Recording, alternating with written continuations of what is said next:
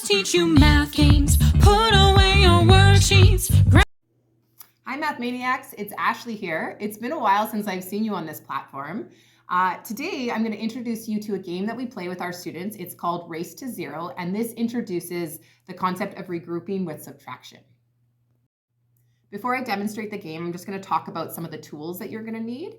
We have the game board mat that has the side for tens and the side for ones. And then of course we have some base 10 blocks. We have the 10 rods and we have the ones, as well as we have either a 10-sided dice or 6-sided dice. And then later on, there could be modifications to challenge our students with 2 6-sided dice.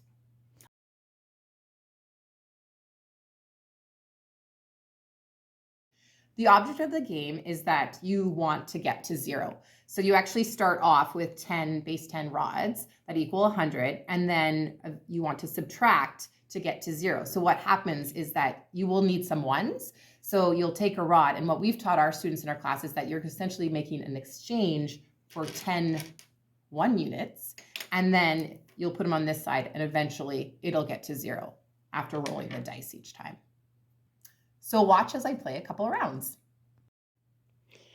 Just before I start, I make sure the students understand that this also has to represent place value. So we have the 10 rods in the tens column, and then the 1 units will also be in the ones column. So I'm going to roll my dice.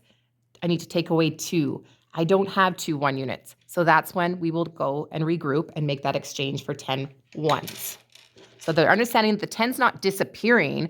It's just going into the ones column. So 6, 7, 8, 9, 10.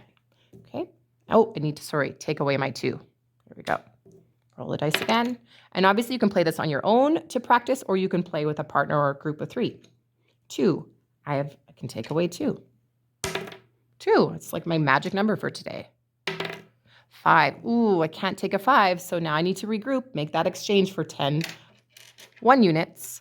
4, 6, 8, 10. There's probably a fancier way that you can lay this out, but I'm just trying to quickly demonstrate this for you. 5, roll the dice. 4, roll the dice. 3. Now, before I do another roll, I might encourage my students to say their number out loud. What do we have currently? 10, 20, 30, 40, 50, 60, 70, 1, 2. So I have 72. Now, once we're ready to move away from that hands-on concept with using the base 10 blocks, we'll move to a whiteboard that introduces that traditional algorithm and then is supported by pictorial representation.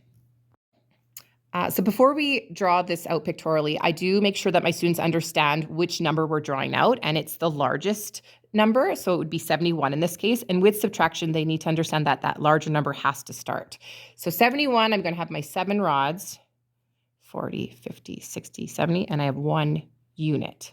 So at first we look in the ones column. Can I take 8 away from 1? They all understand that no, 8 is too big. So that means I'm going to have to go and regroup and make that exchange. So I'm going to take away a 10, and put it into my ones. 2, 4, 6, 8, 10. Same here. And just making sure that they understand you're adding to the 10 to the 1 that's already there. Now, can I take 8 away from that number? Yes, 8 is smaller. So 11 take away 8 is 3. Sometimes we have to count on 8, 9, 10, 11. And then same thing here. 2, 3, 4, 5, 6, 7, 8. And I do have 3 ones there.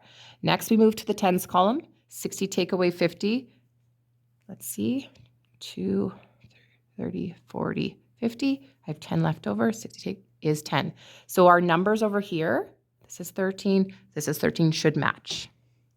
Some of you might be wondering why when I had the pictorial version, I wasn't just erasing the number, and that absolutely can happen, especially when using a whiteboard, but some of my students are still using the strategy, so on paper and pencil activities, so it's just easier to cross out the number, but I'm going to show you that version here. So we figured out that 84 is the larger number, so I'm going to draw that out, 10, 20, 30, 40, 50, 60, 70, 80, 81, 82, 83, 84.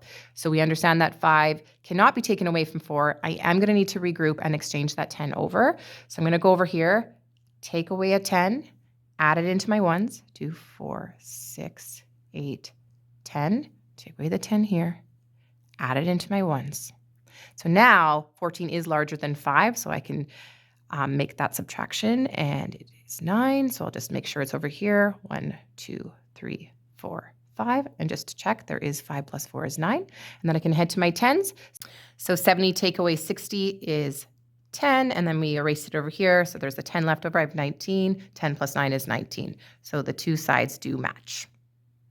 Okay, so we hope this is going to help you with your students, because we know this concept of subtraction with regrouping can be a struggle for students in grade 2 and 3. If you want more tips and tricks from Mathmania, please hit that subscribe button, and we'll see you again soon.